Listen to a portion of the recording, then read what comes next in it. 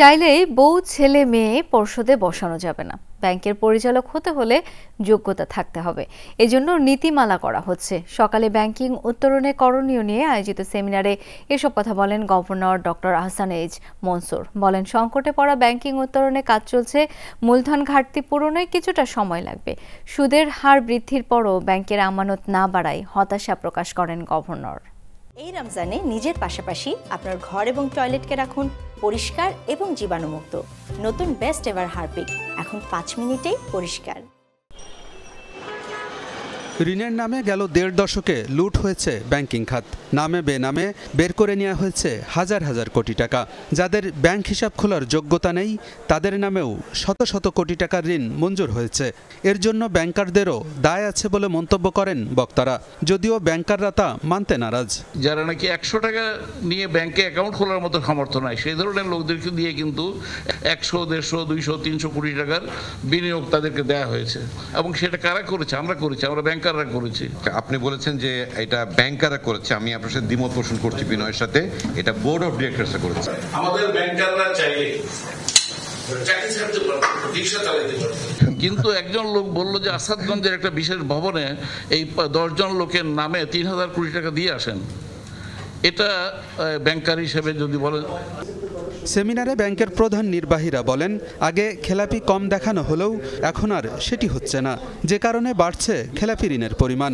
Banking খাতে সুশাসন প্রতিষ্ঠায় আন্তর্জাতিক নীতিমালা বাস্তবায়নের উপর জোর দেন তারা।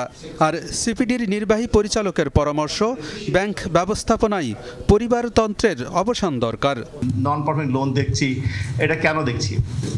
বিকজ অফ দ্য ফ্যাক্ট অনেক কিছু আমাদের হয়তো আন্ডার দ্য কার্পেট ছিল, যেগুলো আমরা বের হয়নি, এখন বেরিয়ে আসছে। টু মাচ অফ শিথিলতা towards the recognition of NPL.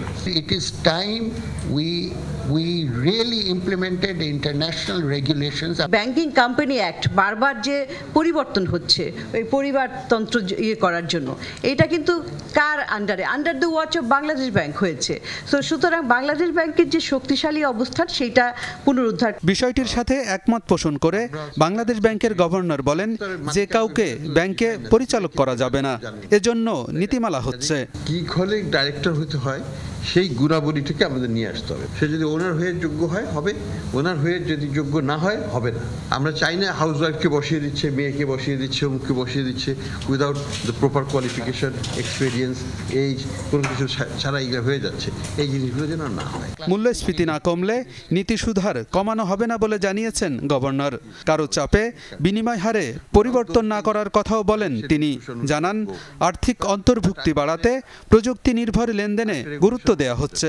আরেকটা রেগুলেশন আমরা করতে যাচ্ছি, agent banking A 50% of the agents shall be women. We want to have the women participation. They have the access to the bedroom, কিচেনে যে ঢুকে ওখানে যে নাম লিখিয়ে নিয়ে আসবে। আপনারা এটা এখন থেকে কার্যকর করা শুরু করে দেন, আমরা সার্কুলার খুব তাড়াতাড়ি ইস্যু করে দিচ্ছি। বাংলাদেশ ব্যাংকে স্বায়ত্তশাসন প্রতিষ্ঠায় উদ্যোগ নেওয়া হয়েছে বলেও জানান governor doctor Ahsan H Mansur. Alamgir Hossain, Jamuna news, Dhaka.